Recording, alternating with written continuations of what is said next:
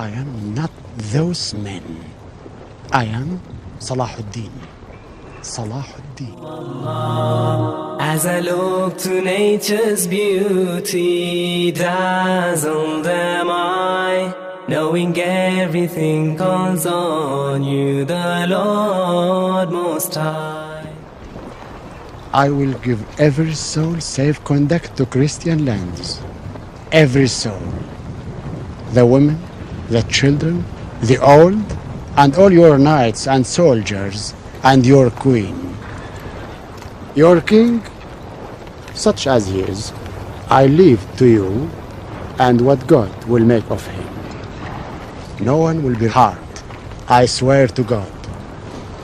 The Christians butchered every Muslim within the walls when they took this city. I am not those men. I am Salahuddin. Salahuddin. What is Jerusalem worth? Nothing.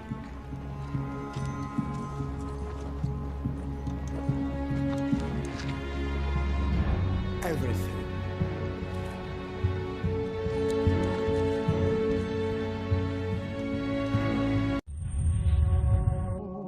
After the true Salahuddin went back to Damascus, and the narration mentioned that one wet day he went to visit the Hajis, and when he came back it was cold, it's wet. He became ill, and every day his state got worse. And Al-Imad mentioned, I was with Salahuddin when he was ill. He says, by Allah, every time Salahuddin became more ill, it was as though his trust in the rahmah of Allah just increased. He said the weaker his body got, the stronger his trust in Allah became. And even in that state, Salahuddin couldn't go to the masjid anymore. But he insisted on praying salah with Jama'ah, and they would bring an imam, they would help him up, and he would pray salah in Jama'ah. On the 9th day, Salahuddin became unconscious, and Shaykh Jafar mentions that I was reciting the Quran by his bed, and when I reached the verses, Wallahu la ilaha illahu alimul ghaybi wa shahada, He is Allah and no Lord besides Him, the knower of the unseen. He said Salahuddin had been unconscious for a while, and I heard a faint voice saying, Sahih, you have spoken the truth. And he mentioned, for 3 days I recited the Quran by the bed of Salahuddin. And he said, on the final day when he passed away, I reached the verse, La ilaha illahu alayhi tawakkaltu. There is no God but Allah, and upon Him I trust. And I saw Salahuddin's face become radiant, and he recited the Shahada, and he left this dunya. And Ibn Shaddad mentioned that this was the greatest calamity to befall the Muslims since the demise of the Khulafai Rashidun. Ibn Shaddad mentions that many times I had heard the saying that I wish I could die on his place. And I always thought that this was an exaggeration. But he said, I realized the reality of that statement when Salahuddin passed away. He said, I wish I could have died on the place of Salahuddin.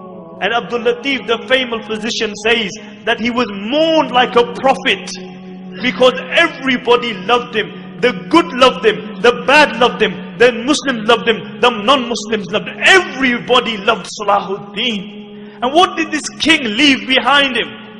King of Egypt, king of Syria, Lebanon, Yemen. What did he leave behind him? He left 1 dinar and 47 dirhams, some armor and a horse. This is all he left behind him. They had to borrow money for his janazah. But I'll tell you what he left behind him. He left a legacy behind him. He left a legacy behind him. And this is why we are gathered here today. He passed away at the time of Fajr, and after Dhuhr they brought his body out. And the narrations mention that people screamed and cried as though the whole dunya had just become one place. And many people, when they saw his dead body, they couldn't believe it. They became unconscious. They didn't attend the janazah because they couldn't believe that Salahuddin had passed away, the liberator of the holy lands. And how was Salahuddin buried? They had to borrow money for a janazah. And Qadi Fadil gave a fatwa that Salahuddin should be buried with his sword, so that on the day of judgment when he's resurrected, and one of the 7 people who is under the shade of Allah is Imamun Adilun, a just ruler, when he's under the shade of Allah subhanahu wa ta'ala, he is leaning upon his sword, so everybody sees that this is the liberator of the Holy Land. And on his tomb they wrote, because this was the man who liberated, this was the man who flung open the gates of fortresses and castles of the Christians, one after the other. And on his tomb they wrote, "Oh Allah, as his final victory, open for him the gates of Jannah. Open for him the gates of Jannah." And my dear respected brothers and sisters listening at home, Salahuddin is one of the greatest heroes of Islam. And this is why we have gathered here to remember this.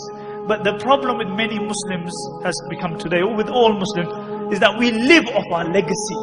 As a poet says, he said the Muslims come to the grave of Salahuddin, and they come again and again. And what do? They stand by the grave of Salahuddin and they say, "Qum ya Salahuddin, qum."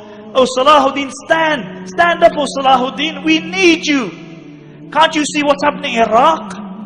Can't you see what's happening in Afghanistan? Can't you see the supine, spineless leaders that we have? Oh Salahuddin, we need you to liberate the holy lands. The poet says they come and they say, "Qum ya Salahuddin, qum, hatta ishtaka marqatuhu min hawli al-afuna." He says, they come to his grave and they say, "Oh Salahuddin, stand." Until his grave began to complain about the stench around it.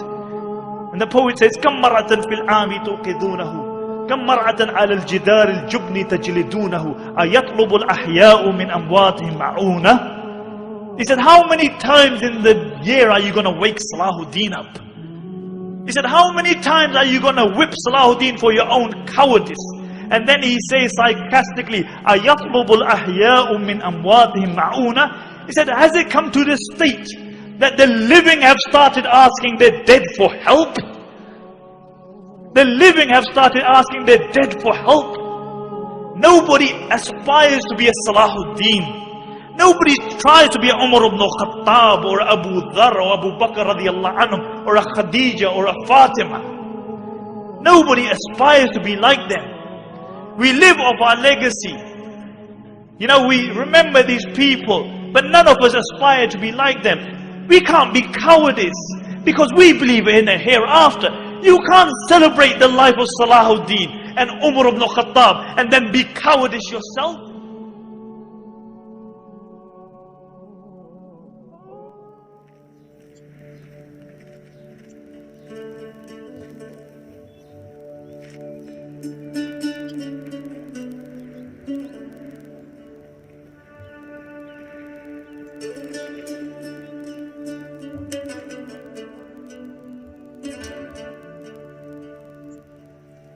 ومرتجت الأرض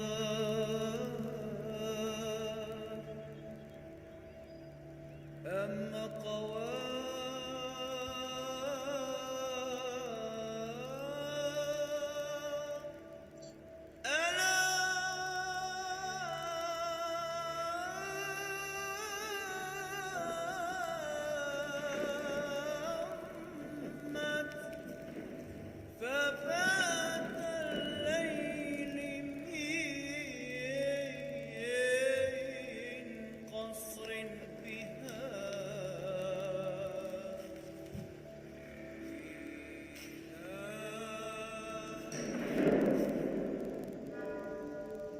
Allahu, Allahu, Allahu, Allah, Allahu, Allah.